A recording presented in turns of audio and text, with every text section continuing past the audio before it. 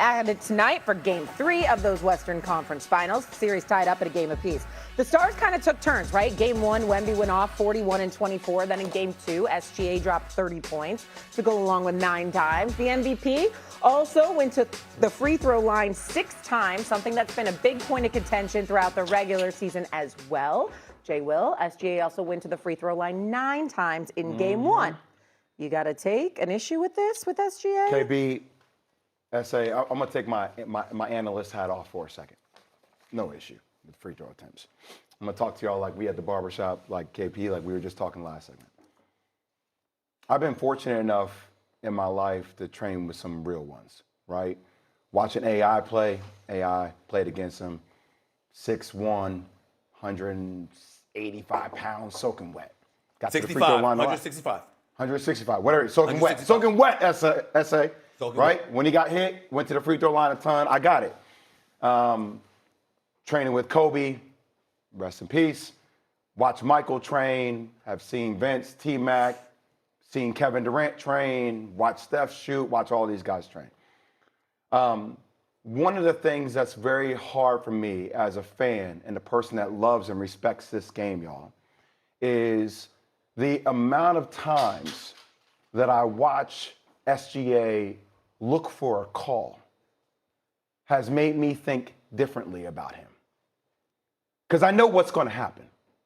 What happens is when they win their second championship, or if they win their second championship back-to-back, he wins back-to-back MVPs, somebody's going to come on this network and say that he's top 10 or top 15, greatest of all time.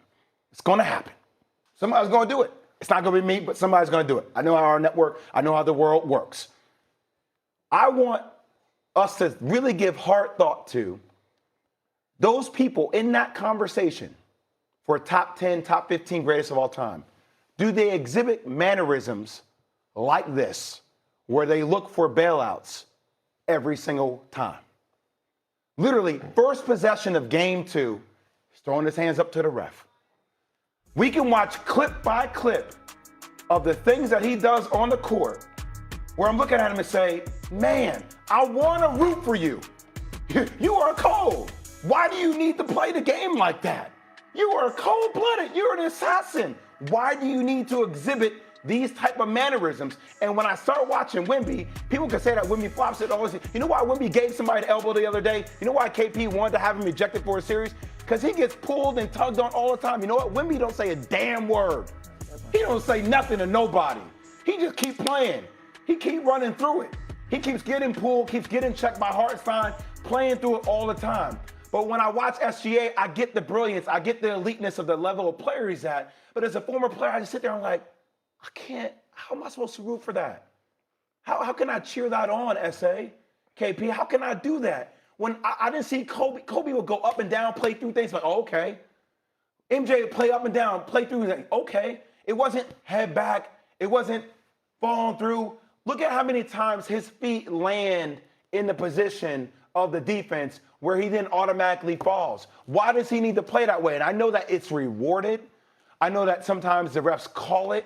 I get it's a championship mentality and that's how they can win it all. But damn, that doesn't mean that I have to like it as a former player. I don't like it. I just wanted to use my time to tell y'all that's how I feel about it. Well, you're entitled to your feelings. You like it? And you like it? And we're entitled to tell you, hold on, let me speak, bro. We're entitled to tell you to get the hell over it. You understand? And by the way, listen. And by the way, Jay, when you make an argument, my brother, when you make an argument and you bring up the barbershop, you know what I'm saying? I mean, we go to the barbershop, Jay. You don't really have to. I go there too for the conversation. Don't do that to me. Don't do that to me. I want to clean. I like the whole, come on now. I couldn't pass it up, Jay. But check this out. This is the point about, listen. Do you remember who was in Oklahoma City with Shea when Shea first got there? Remember that brother named CP3, one of the greatest point guards to have ever lived? This man, CP3. You know what? He knew how to draw some calls. Magic Johnson didn't complain about calls. James Harden, for years when he was leading the league in scoring, he didn't sit up there and know how to draw fouls with the best of them. We weren't saying that then. when I look at Shai Gilgeous-Alexander, Jay, I'm not saying that you don't have a point that he's become a master at doing it. I'm not dismissing what you're saying like it's wrong, because I'm not saying it's wrong. What I think is wrong, what I appreciate about what you said is that you said you don't like it. You didn't do what the fools do. And the fools out there are like, he ain't all that. You have lost your damn mind. Why did I say that? People calling up to my radio show complaining. I mean, if it wasn't for the fouls, Shai wouldn't even average 20 a game. Well, hold up. In the last 6 years of his career, he has averaged 23.7, 24.5, 31.4, 30.1, 32.7, and 31.1. He's back-to-back league MVP, and he's been the runner-up the year before that. So the last 3 years, he's been a top 2 candidate in the league for MVP honors. And you got cats rolling around here acting like it's because he can get to the free throw line. This brother, I'm looking at him. He's 6'7". He's got a handle. He's got a motor. He can, he controls pace. He's a brilliant basketball savant. The brother knows what he's doing, and he knows how to manipulate the game in a fashion that somebody who is a savant would know how to do it to get his way. LeBron don't complain about calls. I know he gets hacked all the time. I understand that. And he's absolutely right. He does get hacked a lot. But in the same breath, there are times when he's looking for calls, and he didn't deserve to get those calls. I'm just simply making the point that elite players in this game have done what you've accused Shai Gilgeous-Alexander of doing. He does it better. He might do it a little bit more continuously, but in the end, it works for him. And by the way, it don't stop that mid-range. It don't stop that game that he brings to the table. Let's just make sure we're making sure everybody understands. You might not like that, Jay, and you may have a good point. Let's just not act like the brother is not an elite star in today's game. He is special. Superstar, elite player, all that. He give everybody buckets all day long. Like, both things can be true. Okay. But I want to challenge you, and I'm going to push back on you, S.A. here. When you talk about let's not act like other elite players do it like this. Who? Haven't tried to. Who do you see that flails? Haven't tried to. That flails his body the way he does. Can I get Throw in his there? head back. I felt that James Harden did it for years. Think about the thousands of camera images captured of him doing it like that. Yeah, because he done made finals runs, and he done won a championship. Who else has done it I'm about to tell you. Jokic do it. Jokic flops all the time. Luka flops. Luka would be the only one. Luka flops all the time. Is Luka going to be in the top 15, top 20 greatest player of all time? Hold on. I sat back. I kept a cool booty, and I let you speak your piece. You heard that line. No, that's my line that I brought to this studio. Okay, so that's number one. Okay. Number two, here's the thing that I'm gonna tell you, Jay, is you would have an argument if this man wasn't one of the most efficient scorers this game has ever seen. We do know that he just entered or joined the company of Michael Jeffrey Jordan again. 4 consecutive seasons of averaging 30, shooting over 50% from the field. Now, when you talk about complaining to the refs, let me tell you this. The Thunder are they dead last in the league when it comes to getting technical fouls.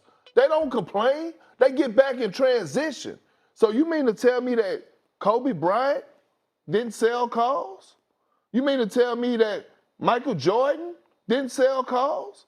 Paul Pierce sold calls. I played with Paul Pierce. When he struggled, he used to come to the sideline and say, I'm going to get to the free throw line. He used to do a Paul Pierce cut and yell and get a call because somebody would give him a nice chuck and he would sell it. That's what great players do.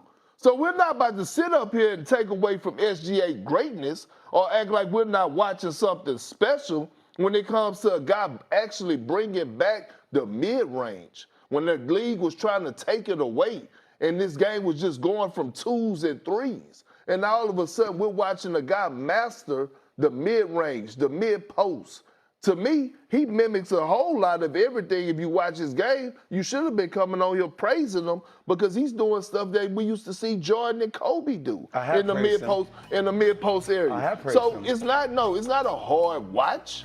It's not a hard watch. On the Thunder boring, yes, they're boring because they have principles, because they play hard. They nothing fancy. Shea is not flashy. He's not. He just go bust your ass and move on, right? So it's not the most eye candy. So they put you to sleep. I can't lie. But to take away from his greatness, we're not going to do that. We're not going to do that in the era where he done sent so many people home. So many people. I can also say this. Jay. I can also say this. We need to stop acting like OKC is that boring. Their movement of the basketball is impressive to watch. Their tenacity on defense is impressive to watch. They have court sets. Jay, you know this better than me. I mean, I like what I see from them. I see, what they get cats open shot. They trust one another. They have faith in one another. They believe in one another. You understand? You see Shea getting other cats involved. He might be looking for a shot, but he'll make sure Caruso gets his, that Casey Wallace gets his, that McCain gets his, and these other cats. I mean, I'm looking at them. Chet Holmgren gets his if he wants it bad enough. Listen, I see a lot of things that are good and entertaining about Oklahoma City basketball. I don't view it the way you do, bro. I just don't. I never. The word boring never came out of my mouth. I never said boring. I never thought they were boring at all. I never said that. I never talked about I've always said that I think SGA is elite. I never diminished his greatness at all. I'm just telling y'all what I don't like, and I think all those things can be true. And KP, the only thing I'm gonna say to you, because the toughest and dog you got. We gonna have these conversations inside basketball circles. Like, I get you on the efficiency point. The complaining though, you don't compare that to Kobe. Oh, complain? I said you don't compare that to. Wait, hold on. You said Kobe. You said Michael. You said Kobe, Michael, and then you talked about Paul Pierce.